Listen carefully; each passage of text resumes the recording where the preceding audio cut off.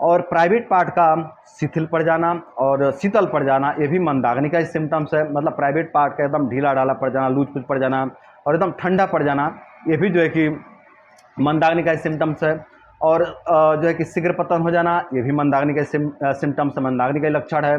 और जो है कि इरेक्शन का ना आना या फिर संबंध बनाते समय इरेक्शन खत्म हो जाना, इसको आयुर्वेद में ध्वज भंग रोग कहा गया है। तो ये भी जो है कि मंदाग्नि का सिम्टम्स है।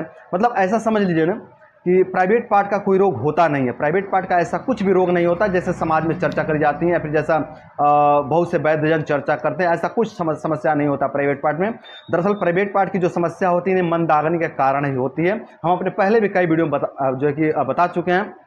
यदि आपको प्राइवेट पार्ट से संबंधित समस्या है, यदि आपका प्राइवेट पार्ट कमजोर हो गया है या फिर धातु रोग है या फिर शीघ्र पतन है या फिर इरेक्टाइल डिस्फंक्शन है, इस तरह की समस्या है ना, तो आप जो है कि ब्रह्मचर्य का पालन करें और अपने पेट का उपचार करवाएं। अपने दोष के आधार पर आप देखें कि आपका कौन सा दोष बिगड़ा है, वात है, पित्त है, कफ है या त्रिदोष है, कौन सा दोष है, उसके आधार पर आप चिकित्सा करवाएं अपने नज़दीकी वैद्य से और ब्रह्मचर्य का पालन करें। आपका जो प्राइवेट पार्ट की समस्या है ये धीरे धीरे पूरी तरह से नष्ट हो जाएगी, है ना।